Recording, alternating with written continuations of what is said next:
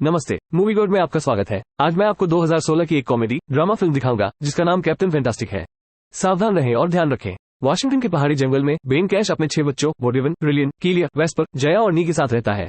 बच्चों के नाम उनके माता पिता द्वारा बनाए गए थे ताकि वे अद्वितीय हो सके और दुनिया में किसी और के पास नहीं है। उनका समाज से कोई संपर्क नहीं है, वे सिर्फ प्रकृति के साथ सहअस्तित्व रखते हैं। उनकी माँ भी उनके साथ रहती थी, लेकिन बाइपोलर डिसऑर्डर के कारण उन्हें अस्पताल में भर्ती कराना पड़ा। बेन अपने बच्चों को आत्मनिर्भर बनाने के लिए बड़ा करता है, न कि प्रौद्योगिकी या अमेरिकी प्रणाली पर निर्भर रहने के लिए जिससे वो घृणा करता है। वो उन्हें सिखाता है कि कैसे शिकार करना है, पौधों की पहचान कैसे करनी है, अपने पानी को कैसे शुद्ध करना है और जो कुछ वे पकड़ते और सिलते हैं उसे पकाना सिखाते हैं। वे शारीरिक रूप से फिट और एथलेटिक रहने के लिए कठोर प्रशिक्षण व्यवस्था रखते हैं और इसमें हथियारों का उपयोग करना और खुद का बचाव करना सीखना शामिल है। बेन उन्हें आलोचनात्मक ढंग से सोचना भी सिखाता है, उन्हें पढ़ने के लिए उन्नत पाठ देता है और हर दिन उन पर उनका परीक्षण करता है। उन्हें अपने और अपनी पत्नी के वामपंथी अराजकतावादी आदर्शों से अवगत कराता है जिसने उन्हें समाज को पहले स्थान पर पीछे छोड़ दिया। इससे कोई फर्क नहीं पड़ता कि उनके प्रश्न कितने भयानक या जटिल है। बेन अपने बच्चों से कुछ भी नहीं छुपाता है, यहाँ तक कि सबसे छोटे बच्चों से भी नहीं, और बिना कोई विवरण छोड़े उन्हें मौत और दुर्व्यवहार जैसी अवधारणाओं के बारे में समझाता है। बाद में शाम को आग के चारों ओर पड़ने के बाद परिवार अपने वाद्य यंत्र निकालते हैं और नृत्य करते हुए कुछ खुश धुनें बजाते हैं। अगले दिन बेन और बोडेवन अपनी बस चलाकर शहर जाते हैं, जहाँ बोडेवन को अपनी उम्र की लड़कियों के साथ बातचीत करने में परेशानी होती है। जबकि बेन अपनी बनाई हुई कुछ चीजें बेचता है, बोडेवन उनके पीओ बॉक्स की जांच करता है। वहां उसे उन विश्वविद्यालयों से बहुत सारे पत्र मिलते हैं जिनमें वो गुप्त रूप से आवेदन कर रहा था, और वो ये देखकर आश्चर्यचकित हो जाता है कि उन सभी में उसे स्वीकार कर लिया गया है। बेन अपनी बहन हापा को बुलाने के लिए एक बार में जाता है, अपनी पत्नी के बारे में समाचार मांगता है, और हापा केवल रो सकता है जब वो उसे कल रात सूचित करती है लेस्ली की उसके ही हाथों से मृत्यु हो गई। जंगल में लौटने के बाद बेन अपने जीवन के प्यार का शोक बनाते हुए झरने के नीचे कुछ पल बिताता है। अपने बच्चों के पास लौटने से पहले उन्हें खबर देता है और उनसे वादा करता है कि कुछ भी नहीं बदलेगा क्योंकि वे सभी भी रोने लगते हैं। दुख से क्रोधित होकर रिलायंट एक गहरी सांस लेता है और अलविदा कहता है। ग्रीफ में रिलियन एक चाकू लेता है और अपने पिता पर लगभग चाकू से हमला कर देता है, लेकिन वो कुछ भी कठोर करने से पहले खुद को रोक लेता है और इसके बजाय दीवार पर वार करना शुरू कर देता है। उसे कोसता है और बेन को बताता है कि वो उससे नफरत करता है। उस रात बेन लेस्ली की वसीयत खोजने के लिए उनके पुराने कागजी काम देखता है। अगली सुबह बच्चों को अभी भी सामान्य प्रशिक्षण दिनचर्या से गुजरना पड़ता है, लेकिन वे अपनी मां के अंतिम संस्कार के बारे में जानना चाहते हैं। बेन अपने ससुर जैक को बुलाने के लिए शहर वापस जाता है, जिसने कभी भी उनकी जीवनशैली को मंजूरी नहीं दी है, और अब बेन को धमकी देता है कि अगर वो लेस्ली के अंतिम संस्कार में दिखाई देगा तो वो उसे गिरफ्तार कर लेगा। उसकी अंतिम इच्छा की कोई परवाह नहीं करेगा कि उसका अंतिम संस्कार किया जाएगा या नहीं। इसके बाद लेस्ली की मां अबीगेल ने फोन उठाया और बताया कि बेन का अंतिम संस्कार 5 दिनों में न्यू मैक्सिको के उनके चर्च में होगा, लेकिन उन्हें नहीं लगता कि बेन का आना अच्छा विचार है। वे रॉक क्लाइंबिंग कर रहे हैं, जिसके दौरान रिलियन फिसल जाता है और उसके हाथ में चोट लग जाती है। हालांकि उसकी मदद करने या उसे सांत्वना देने के बजाय बेन उसे दर्द सहने और आगे बढ़ने के लिए मार्गदर्शन करता है। उसे याद दिलाता है कि कई बार उसकी मदद करने के लिए कोई नहीं होगा और उसे ये जानना होगा कि उन अवसरों पर कैसे जीवित रहना है।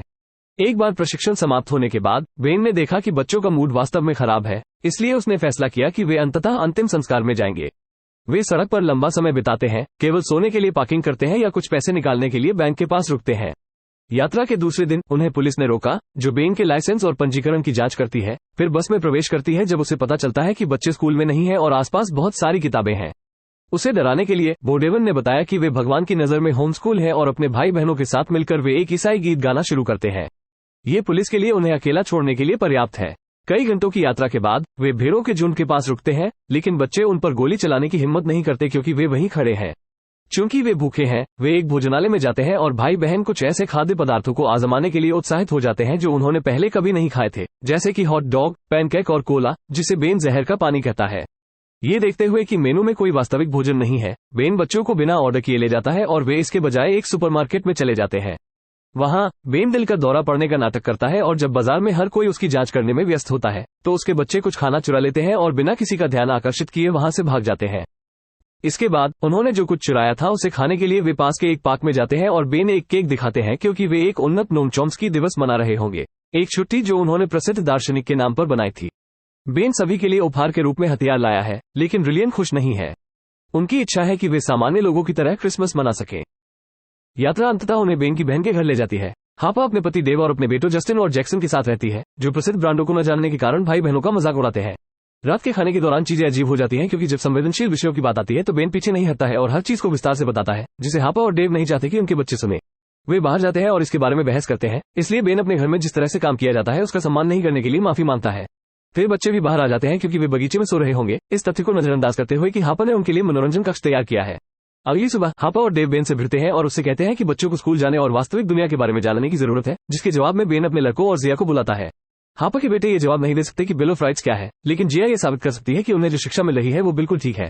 कुछ ही समय बाद वे सड़क पर वापस चले जाते हैं और कई घंटों की यात्रा के बाद इस बार वे एक मोटरहोम कैंपिंग साइट पर विश्राम करते हैं। वहां बो डेविन की मुलाकात क्लेयर नामक उसकी उम्र की लड़की से होती है, जो सोचती है कि वो थोड़ा अजीब है, लेकिन फिर भी उसे उससे बात करने में मजा आता है। बो डेविन ने उसे बताया कि वे पेरिस से हैं, कि उसके पिता एक किताब लिख रहे हैं और उसकी मां सरकार के लिए कुछ वर्गीकृत सामग्री पर काम करती है। संबंध बनाते रहते हैं जिससे बो डेविन का दिमाग चकरा जाता है और जब क्लेयर की मां उन्हें ढूंढ लेती है तो वो अपने घुटनों पर बैठ जाता है और एक मार्मिक भाषण देने के बाद क्लेयर से शादी के लिए उसका हाथ मांगता है कि कैसे उसने उसके दिमाग और उसके क्षितिज को खोला। दोनों महिलाएं ये सोचकर हंस पड़ी कि वो मजाक कर रहा है और अपनी वैन में लौट गई। इतनी लंबी यात्रा के बाद वे अंततः न्यू मैक्सिको पहुंचते हैं, इसलिए वे बस को चर्च की पार्किंग में पार्क करते हैं और रात को वहीं सोते हैं जहां बेन फिर से लेस्ली के सपने देखता है। अगली सुबह परिवार अपने पास मौजूद सबसे अच्छे कपड़े पहनता है और अंतिम संस्कार के बीच में चर्च में प्रवेश करता है, जिससे लेस्ली के माता पिता जैक और अबीगेल की बुरी नजर पड़ती है। जब उसे बीच में रोकने और अपना भाषण देने का मौका लेता है, वो सभी को बताता है कि लेस्ली बौद्ध थी और संगठित धर्म से नफरत करती थी, इसलिए उसे इस विदाई से नफरत होगी। जैक इसे बर्दाश्त नहीं कर सकता, इसलिए वो बेन को बाहर खींचने के लिए सुरक्षा बुलाता है और बच्चे उसके साथ चले जाते हैं। शाम को समय रिलियन बो डेविन से कहता है कि उसे लगता है कि बेन ने उनकी मां को पागल बना दिया है और वो खतरनाक है। वो अपने भाई को ये सोचकर रोने लगता है कि उनका जीवन अच्छा है और उनके पिता एकदम सही है। इससे बो डेविन को बहुत कुछ सोचने का मौका मिलता है, इसलिए वो अंततः अपना मन बना लेता है और बेन को सभी विश्वविद्यालय स्वीकृति पर दिखाता है। ये सोचता है कि यह प्रभावशाली है, लेकिन वह आहत भी है और वो इस तथ्य के बारे में चिल्लाना शुरू कर देता है कि उसका बेटा उससे झूठ बोल रहा है और पूरे समय उसकी पीठ पीछे काम कर रहा है, जब तक कि बो डेविन ने उसे ये बताने के लिए बाधित नहीं किया कि यह उसकी मां थी जिसने उसे पहली बार आवेदन करने में मदद की थी। बो डेविन उसे बताता है कि वो वास्तव में किसी भी चीज के बारे में कुछ भी नहीं जानता है जब तक कि यह किसी किताब से न हो कि बेन ने उन सभी को पागल बना दिया है और लेस्ली ने यह बात समझ ली है। बेन जवाब देने से पहले ही बेन चला जाता है। बच्चों के साथ बस और रिलियन को वापस लाने के लिए जैक के घर जाती है, लेकिन रिलियन क्रोधित है और उस पर चिल्लाता है कि उसने उसकी मां को मार डाला। उसने उन्हें बहस करते हुए सुना क्योंकि उसकी मां कहीं और रहना चाहती थी और वह नहीं रहना चाहता था और वो उससे नफरत करता था। कमरे से बाहर निकलने के बाद बेन उसके पीछे जाने की कोशिश करता है, लेकिन जैक उसके सिर के पास तीर मारकर रुक जाता है। वो रिलियन की स्थिति के बारे में उन सभी चीजों की ओर इशारा करना शुरू कर देता है जिन्हें वो अजीब या खतरनाक मानता है। वो स्कूल नहीं जाता है। छुट्टी के दिन उसे एक हथियार उपहार में दिया गया था। उसने बाजार से खाना चुराया था और उसके हाथ में गंभीर चोट लगी थी। उसके शरीर पर चोट के निशान तो दूर की बात है।